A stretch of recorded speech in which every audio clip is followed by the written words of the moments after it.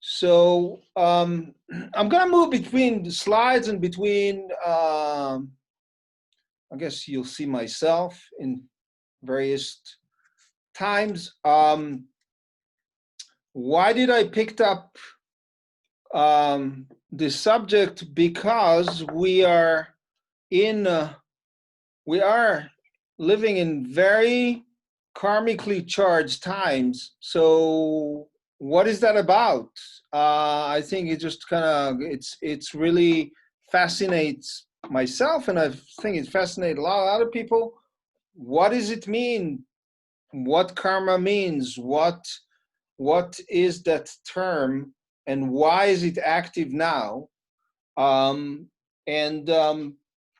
it's always in the context of what we call divine spiritual wisdom, some of the Kabbalistic tradition, some astrological or numeric tradition, mystic tradition, different traditions hold that theme of karma in a certain light. So before we're going to start, just I'm going to ask you to just leave everything, just bring your palms together. We're just going to do what we call triple mantra 3 times, which is, I'm going to explain why we're doing it as well. So we're going to tune in, going to sit. So triple mantra is a mantra that basically suspend the activation of karma. As a matter of fact, any form of, I would say, prayer or any form of invocation, when we stop reacting, which is most of the time how we operate in life, because that's part of being human, we react all the time. Something happened and we act on it. Something occurred and we act on it.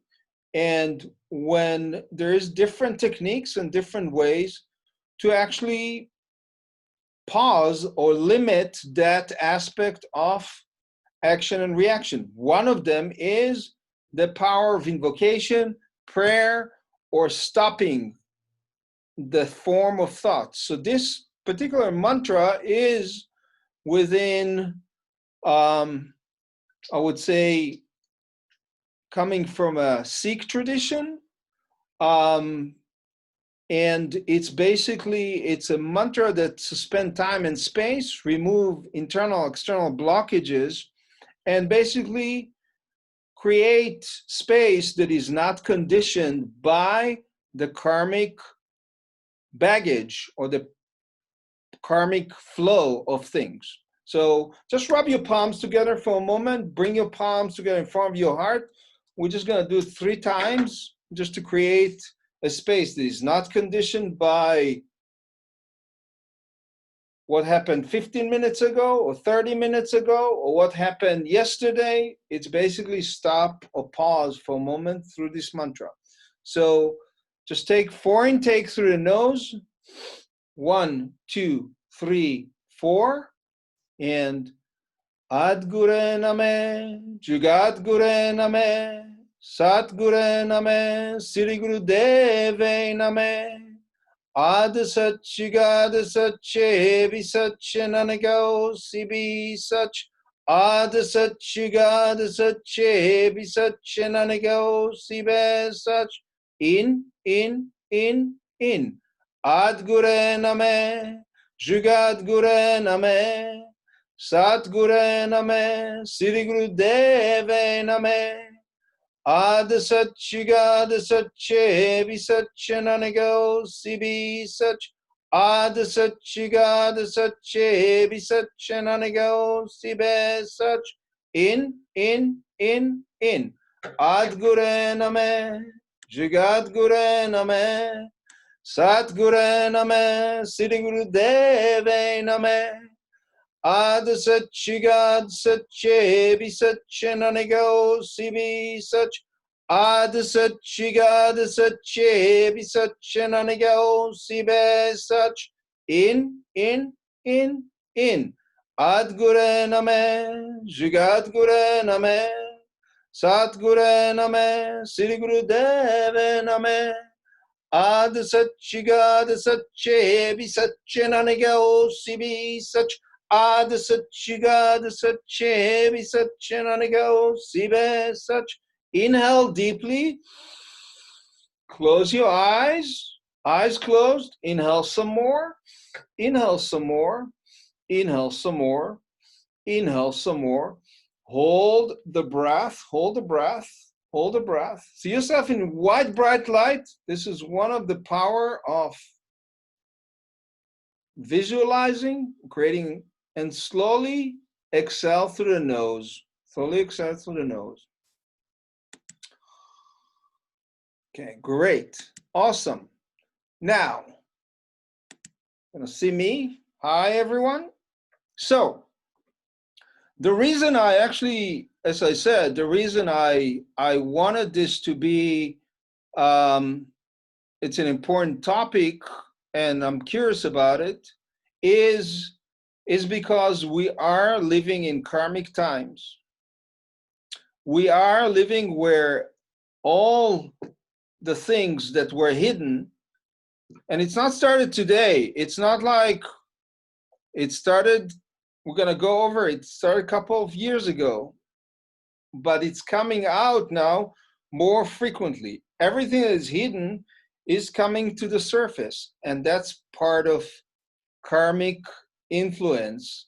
It's like a lead that is being opened up, and we have to deal with it, right?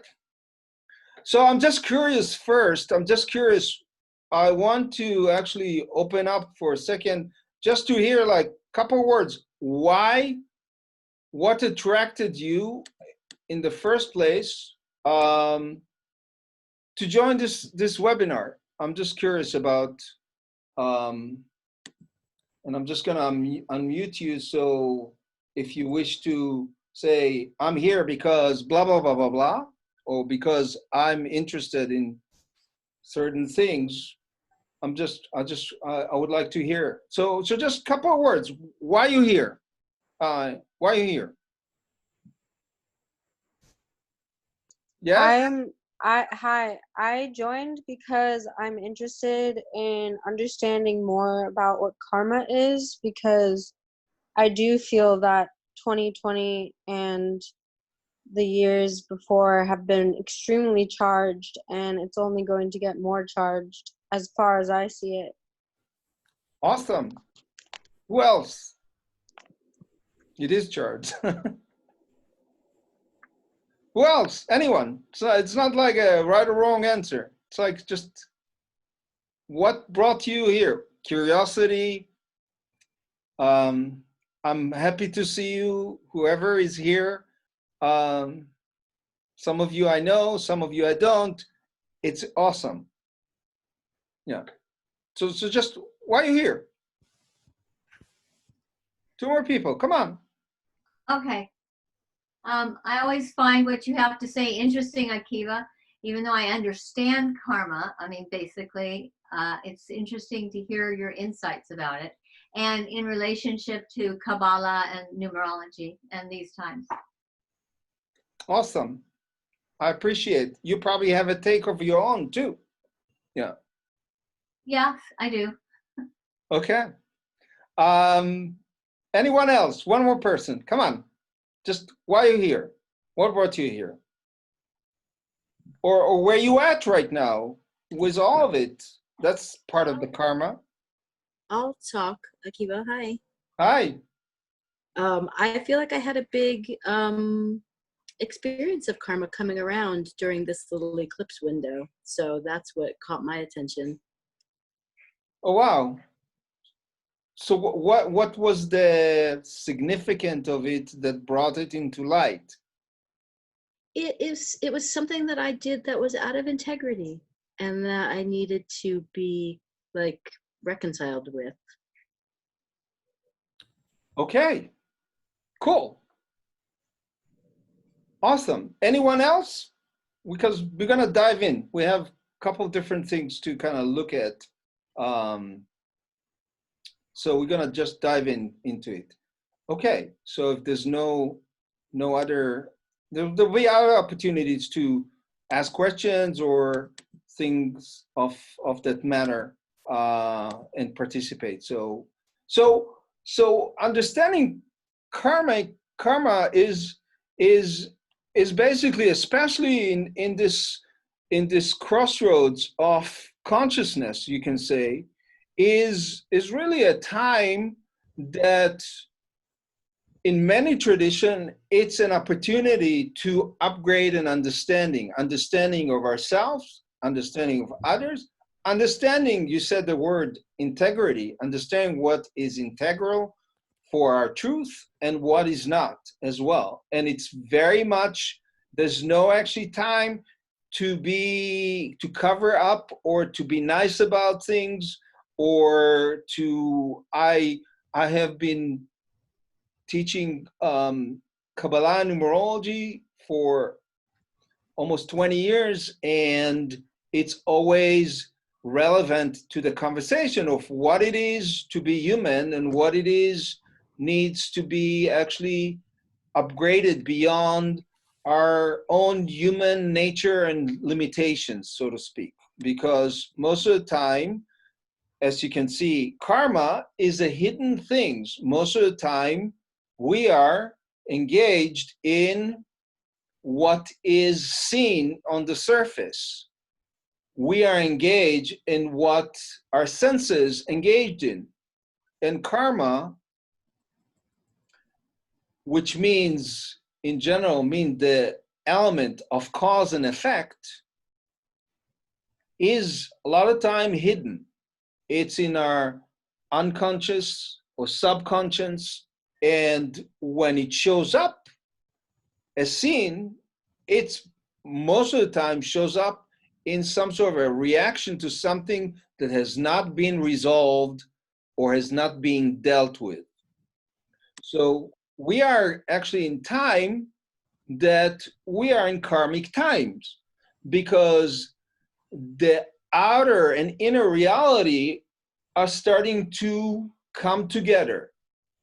Whatever was hidden coming to the surface, whatever was unseen, or you can say above or below, is coming to play right now.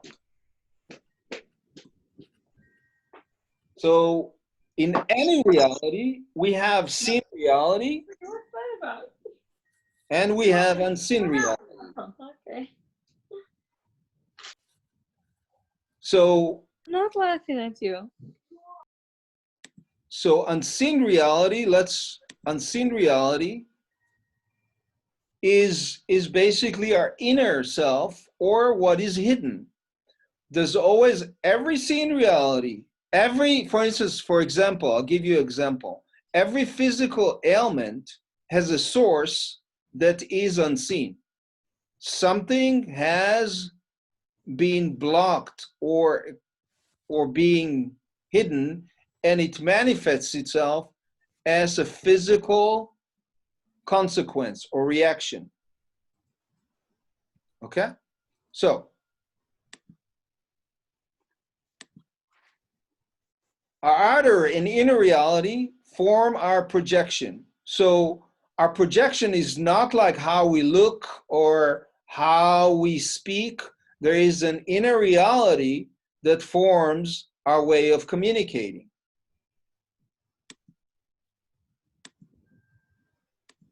So what is karma? The concept. What is this concept karma? So karma, in many ways, it's the concept of action or deed or an act of initiating. And it's basically a cycle of causality. Something, a cause and effect. Any form, in Sanskrit, is called the cycle called samsara, the cycle of synchronicity of phenomena, action that have created an outer outcome. Like, for instance, being out of alignment with one truth, or being hiding or lying, will create a certain will manifest itself in a certain way.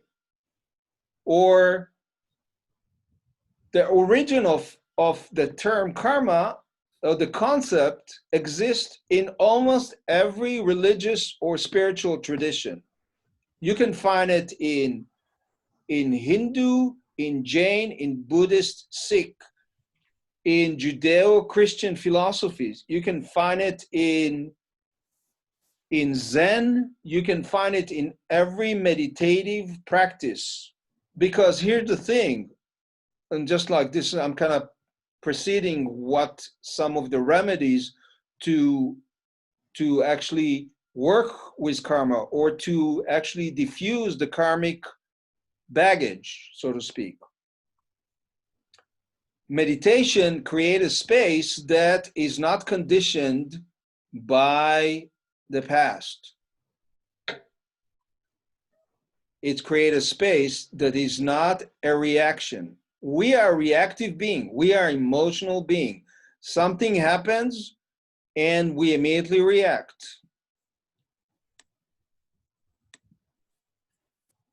So the law of cause and effect means that every action has a reaction, and it can be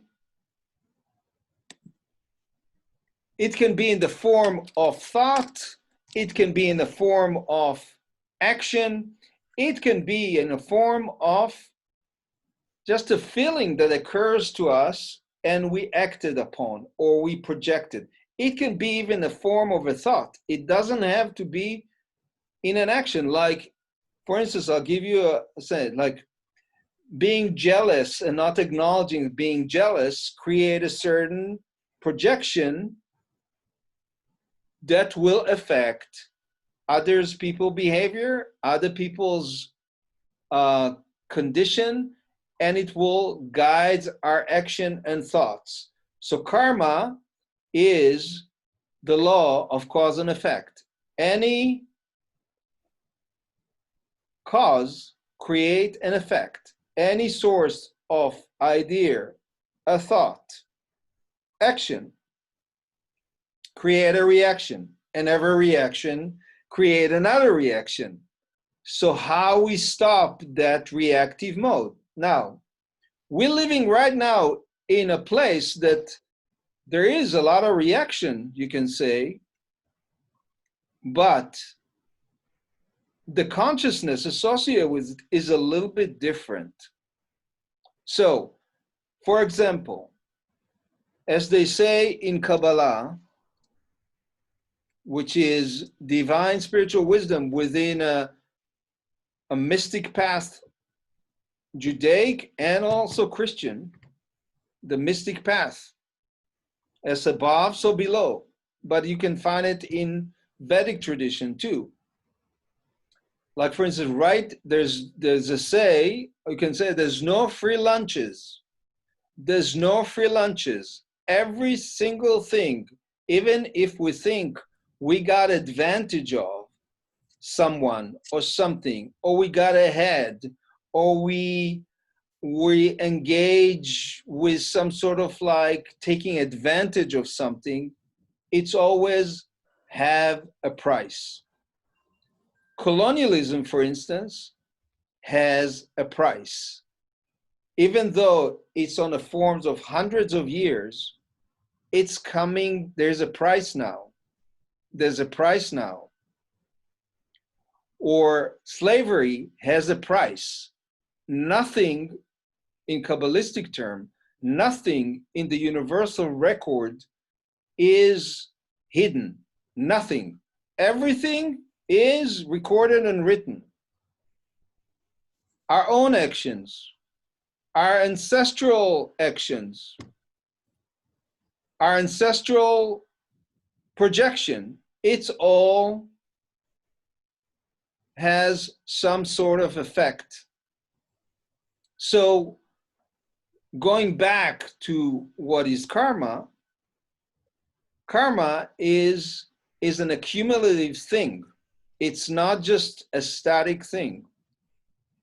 So as we have a different consciousness or a different way of looking at things, or we're not reacting to the past. Because here's the thing, most of the time we operate in the past because we based most of our experiences on experiences we had in the past or stories we heard from somebody else that's also based in the past that we project in the present moment, and even projecting to the future has to do with basing our projection on past experience. So to clear that gamut or that data, we have to have different tools to do that. So let's first ask why now? Why we actually have all this karmic time? And by the way, these karmic times are not going away. We have a cycle that will go, you can say, will go for, I would say, another 7 years to clear things up. Hopefully we'll clear them up. So let's look at that. Why now? Why karma now? Here's the thing, what we talked about the past. We really need to know our lineage, karmic imprint, really know our individual and collective history to know where we're going. Because not actually embracing past mistakes and past, I would say, low consciousness will not take us to a different place. So that needs to be acknowledged and embraced first. Okay. Now, this is one more thing I want to play in the terms of karmic cycle. So in the Western mystic path of Kabbalah, which means to accept or to receive, I would say, our true purpose, so to speak, there is a reference for the journey of the soul, or in Hindu or Vedic tradition, it will mean the cycle of reincarnation. So the soul, or the data that our body is moved by, our desired journey that the soul came to this point in time, is one journey. There's always more for the soul to discover. So in many ways, in many of these traditions, they look at the soul as an ongoing reincarnation of a journey in different form, in a form of a man, a woman, a dog. Sometimes the soul, because it needs to come back to a different experience, it will come back to a lower form of consciousness, maybe just to kind of repent or to learn about something else. That's anyway the way the reincarnation cycle, Gilgul HaNeshamot, as they talk in Kabbalah, is being held. So this form in time, each one of us here in our conversation has come in a certain form.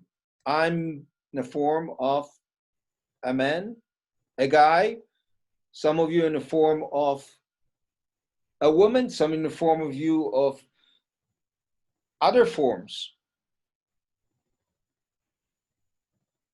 And as the soul is actually going through the physical experience in this lifetime, and this is part of the karmic experience, it needs to look at the correction or the rectification of its intention.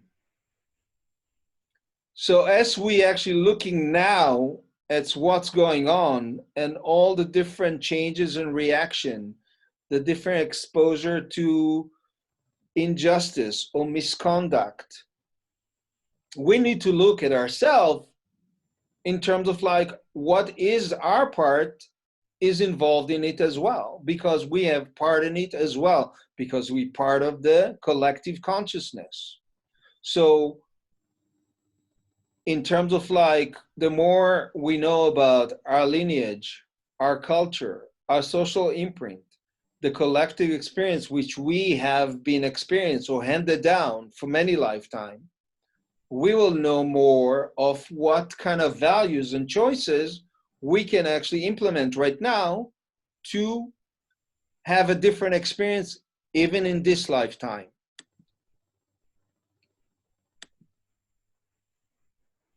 So all the mystic path is like basically that shows that there is a database, as I said before, that basically collect that karmic imprint. It's like a checking account. It's either we have a deficit of karmic imprint or we have a surplus. And basically it's a surplus of shadow and light. So in this point in time, we need to go through a process of like how we increase that surplus of light, or how we increase that form of being diffusing the reactive negative side that maybe part of it is in our own soul right now at this point in time. Part of it was handed down from a lineage. As karma, as I said before, is being produced on an individual and collective levels. And at this point, and on many tradition actually talks about karma as 7 karmic cycles, 7 generations, back and forth. The power of 7. So at this point in time, why now? So here's the thing, the first why now. So from 2012, 2062, there's a transition years from Piscean, the 2 fish that go against each other direction, to an Aquarian, the water bearer or the air sign, which Piscean, we're talking about Piscean age that was an age that was there for almost over 2,000 years. Piscean age was the age of conquer, the age of geographical expedition, colonialism, the age of individualism and hierarchy. It's basically called, in some other traditions, called Piscean, called the age of enemies, of going against each other. The Aquarian age, which we're in the midst of the transition to it, is the age of air, the age of ideas, exposure of the truth, creativity, the internet.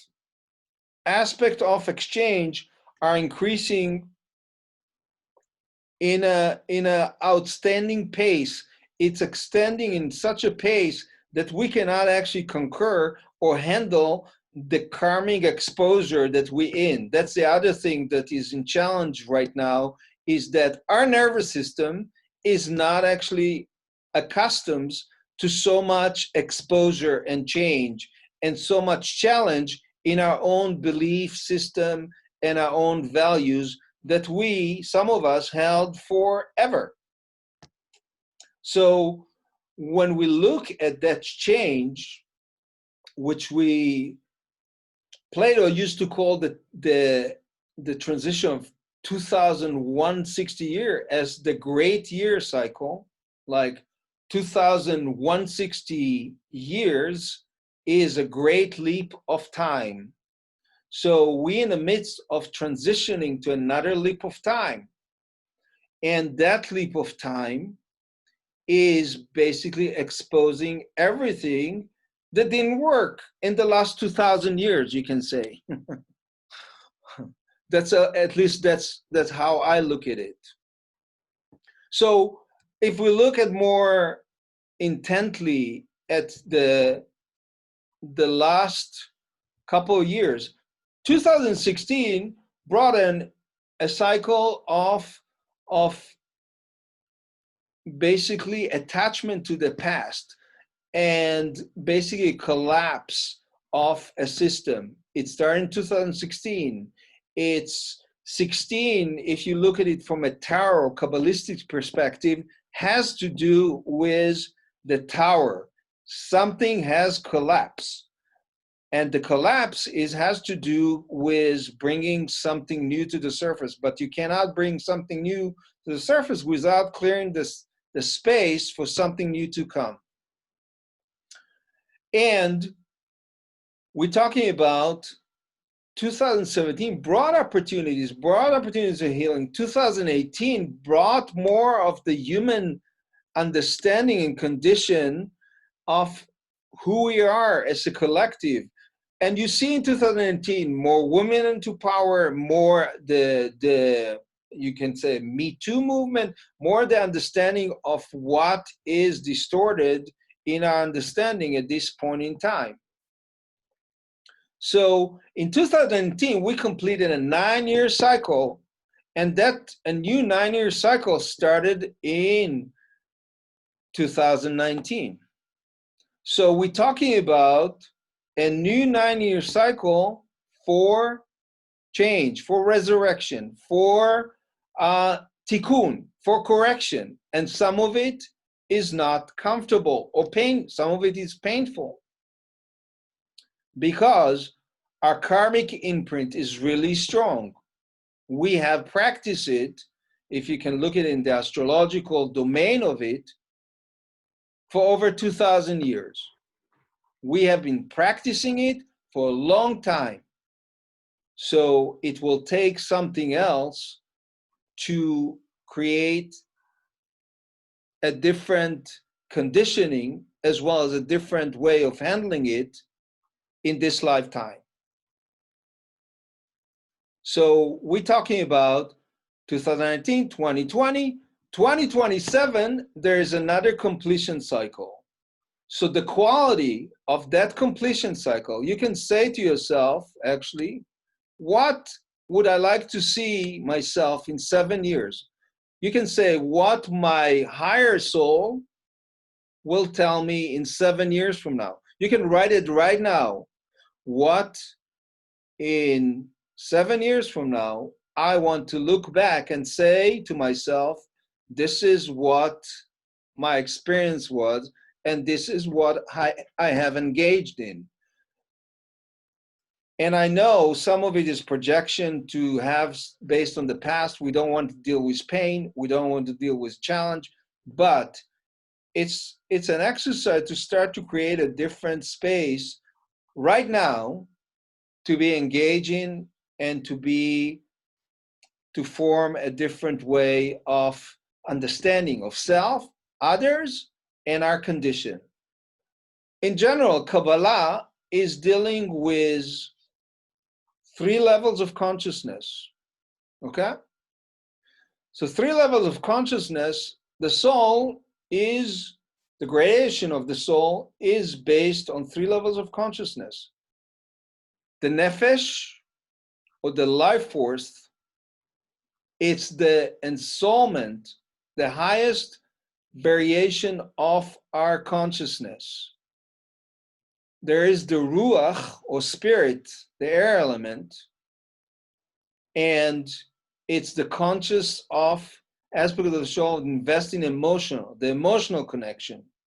And then, I'm sorry, the nefesh is the life force, is the water element. I made a mistake here.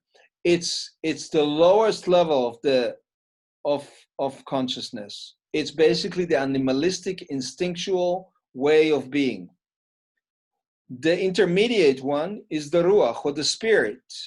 It's the air element. It's their emotional connection. The neshama, or the ensoulment of the soul, is the highest consciousness. It's what we call divine fire, a higher self. It's what we call in our consciousness our third eye point. So if we look at the slide of the 3 levels of the soul, the neshama is the ensoulment of the soul being, higher self. The ruach is the connection between our high consciousness and our actions, or the animalistic being. Some of us acting from one or other or a combined source of awareness. And we need to understand in any action or any reality, what is the level of consciousness we're operating for.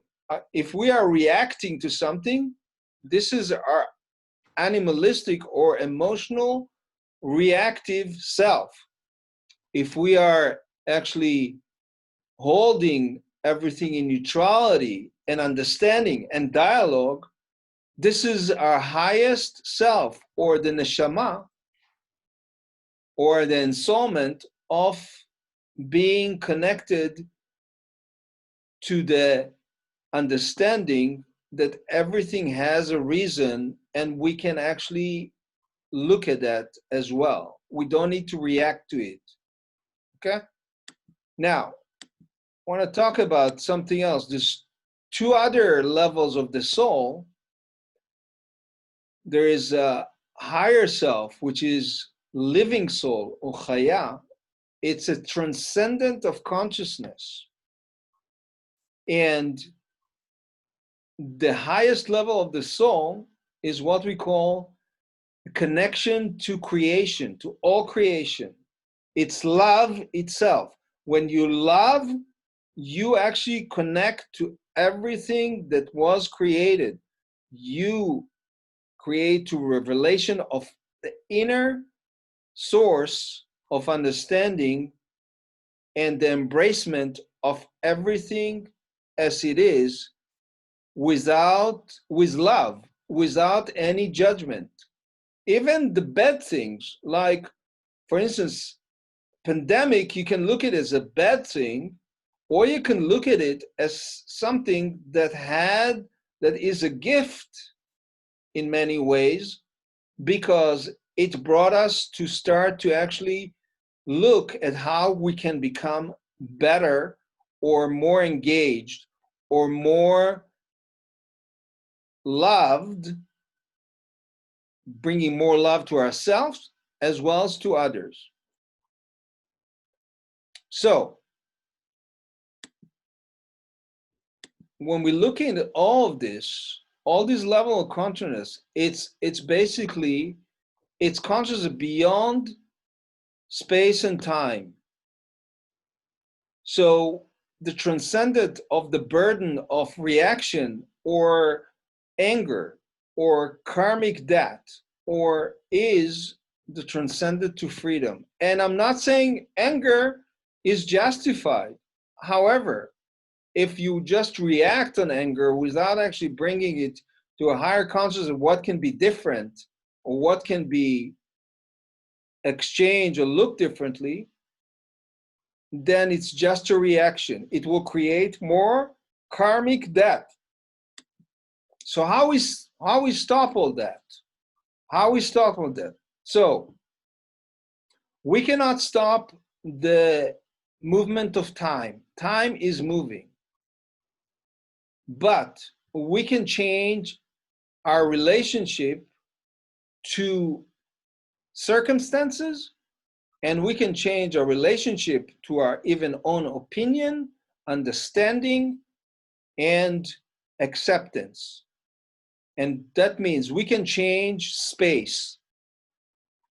And changing space is basically changing reactiveness into neutrality, so we can actually engage in something else.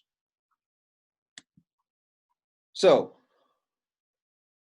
as well as moving to the highest notes of the soul, give us more control, you can say, or more ability to pause into just reacting to our emotions or actions, connecting to spirit, connecting within, and looking at something that can be different than what we usually do.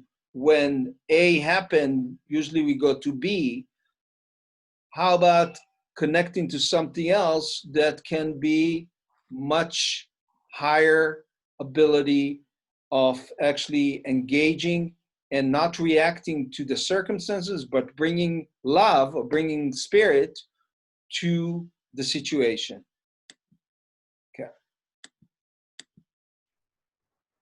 So what can be done to diffuse karmic burden? How we create different space. I'm gonna shift here to, so one practices that really needs to be done is that, I'm gonna stop the slides for a second because I want to talk to you directly. Hi. So what can be done differently? So one thing is, every situation has a reactive reality and has a benefit.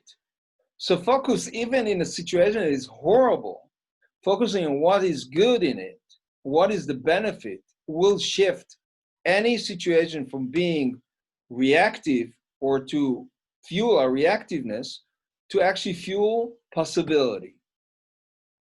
That's one thing. The other thing is, the simple act when we feel angry, charged, reactive, mad, just breathing, you can do it right now. Just inhale deeply, hold the breath, close your eyes for a moment. Close your eyes for a moment, holding the breath. And exhaling will change the space, because pausing, not giving fuel to reactiveness, is the key to actually creating a neutral space that we can actually engage in a situation from a different angle.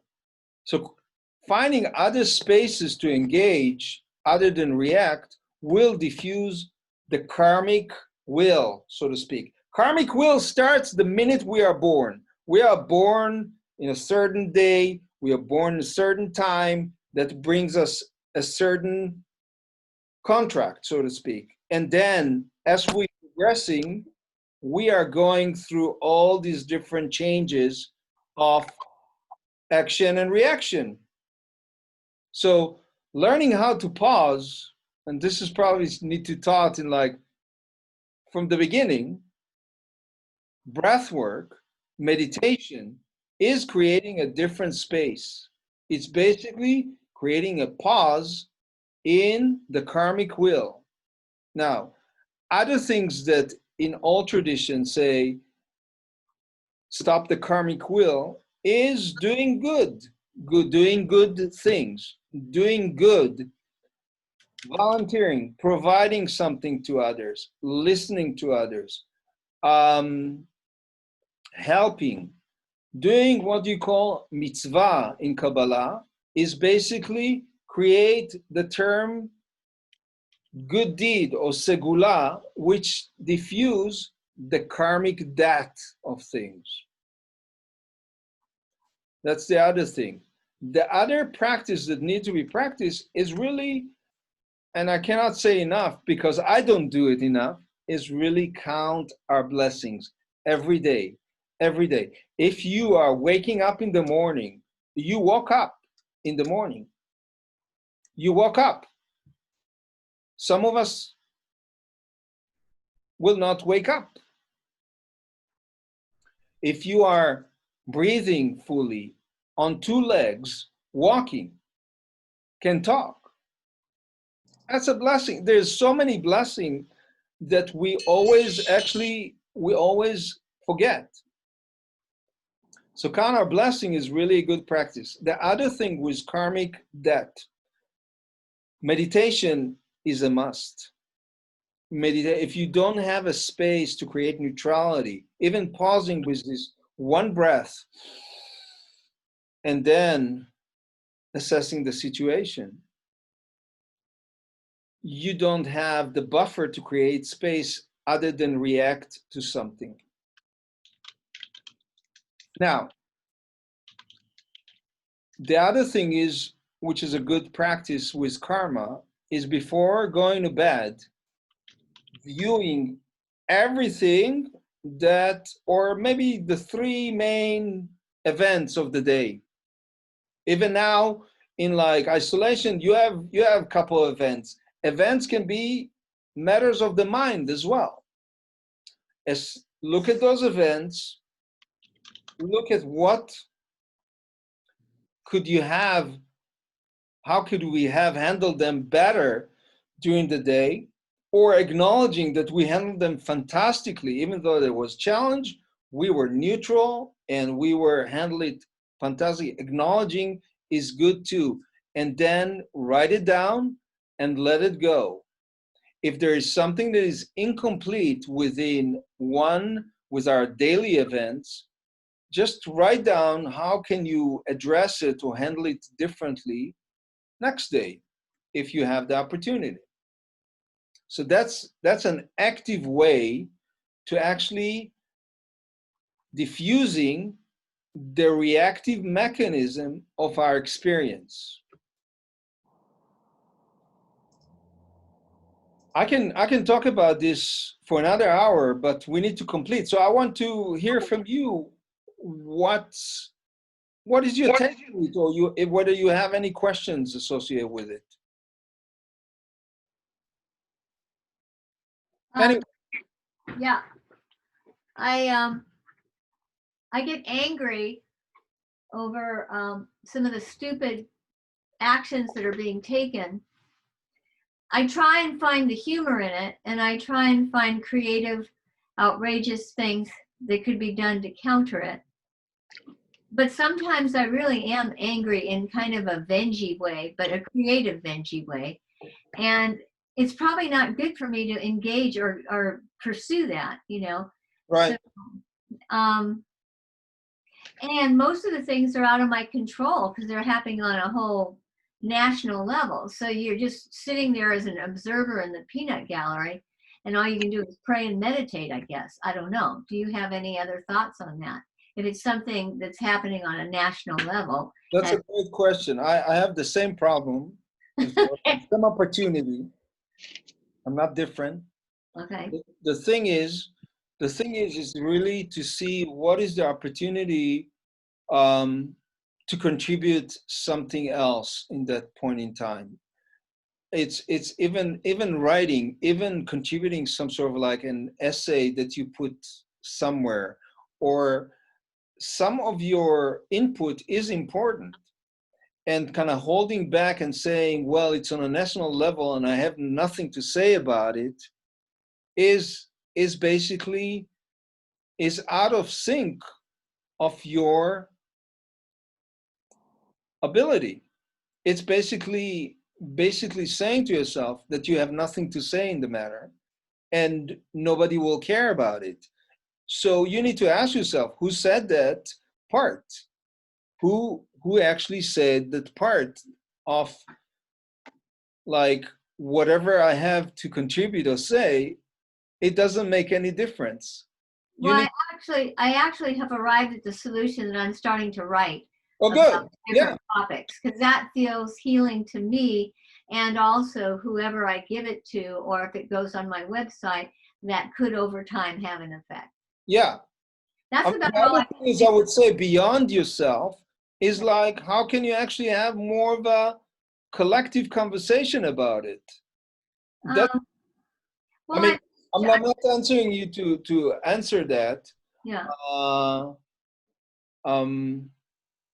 But I would say, here's the thing, just to say that I'm just going to be pissed off for a while. You can be pissed off, but it needs to actually come to say, what can I do that is different? Well, I think peace starts with yourself, so you keep working on yourself to be more peaceful, and that's what I try and do. And most of the time, I can usually find the humor in something because Yeah. it's so stupid. There's got to be humor in it. But beyond writing about it and then dialoguing, I've come to believe if I come across somebody that has crazy ideas that lack any science or facts and reality, I actually have a way of engaging with them in a friendly way that brings out what they're saying. And then I'm observing where are they negating the other person in the conversation, and how can I come back with facts to offer them to maybe challenge their thinking. So In a social dialogue way, not in a mean-spirited way. okay, that's great. That's awesome. I mean, that's really awesome. I mean, just to listen without judgment will free you as well, because here's the thing, that aspect of other people's point of view, I want to hear some other people what they have to say. But the engagement for listening to other people's point of view, it's actually a contribution for you to engage in what's truthful for yourself. That's the thing. So I want to hear from other people as well. Thank you for bringing it up. That's a really an important component to actually bring up, because what you said, it's like we all engage in it. Yeah. Anyone else? What comes to you, and what do you see you can do differently?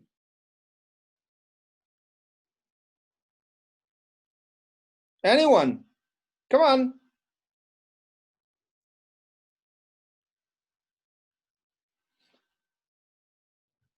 Okay. I mean, I guess here's the thing that I want to leave you with is like finding the good even in the opinions that we don't agree with. Finding the good even in the opinions that we don't agree with. Because here's the thing, the contribution of what's going on a national level, we would not be engaged in this conversation if it wouldn't show up. We would be negating in the same way we handle things over and over again. So there is a contribution in limiting beliefs, there is a contribution in no science, there is a contribution just in terms of like the dialogue itself. Right, Karen? Yeah. Yeah. Because it keeps people engaged with each other rather than saying, you know, you're bad or you're wrong. It's just we have a different perspective, but we can still like each other. And it's not just that, we have, I mean, the fact that we're having this conversation right now is a huge thing. Well, I like what you said. If it didn't come up on a national level, we wouldn't be talking about it on a one-to-one level. That's right. Yeah. So that's like a huge contribution, because we need to be engaged. Yeah. Anyway, the one other thing I want to say that is a tool, a good tool for changing space, and I'm just going to show it as a slide, is a prayer for love, peace, and light. So one thing is like how to decrease karma and increase inner freedom is you need to have your daily practice. It's about creating clarity and neutrality. So I'm just going to put it up. We're not going to do that. 3-point breath is a really simple way. And by the way, please send me a message. Send me that you were on the talk so I can send you the recording of this lecture, because there's a lot of practical information on these in these slides, and one of them, like this simple meditation, it will change your life. I'm not kidding. 11 minutes of 3-point breath will create neutrality of space, will basically neutralize the mind and will create a space to engage in circumstances that are challenging on a collective level or individual level in a different way. So I cannot, it's so simple, but it's very effective. Okay?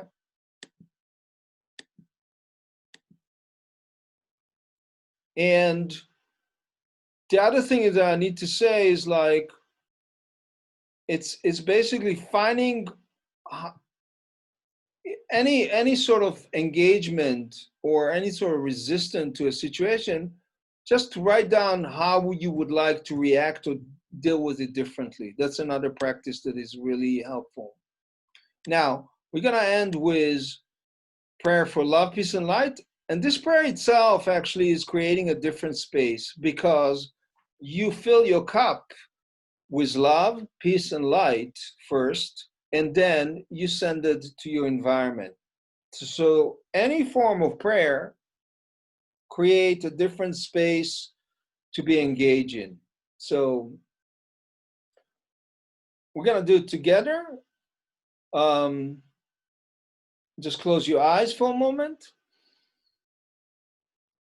Love before me, love behind me, love at my left, love at my right, love above me, love below me, love in me, love in my surroundings, love to all, love to the universe. Peace before me, peace behind me, peace at my left, peace at my right, peace above me, peace below me, peace in me, peace in my surrounding, peace to all, peace to the universe. Light before me, light behind me, light at my left, light at my right, light above me, light below me, light in me, light in my surroundings, light to all, light to the universe. Just inhale deeply for a moment. And I'm just gonna make a quick announcement before we separating. There's like a Numerology Certificate program is coming up. If you're interested, then send me an email or look for yourself. The slide is up. I really appreciate your time of coming to this conversation. Hopefully I'll do more of this. And if you have any other questions, just send me an email. Please send me an email with your questions, or if there's anything else I can assist you with. Thank you so much. Also, classes every Wednesday and Sunday at 4:30 online. I do regular classes every week. And that's a great way to actually change the inner and outer space and change our physical and mental conditioning. Thank you so much. We're going to tune out with Wano Om and enjoy the rest of your evening. Inhale deeply.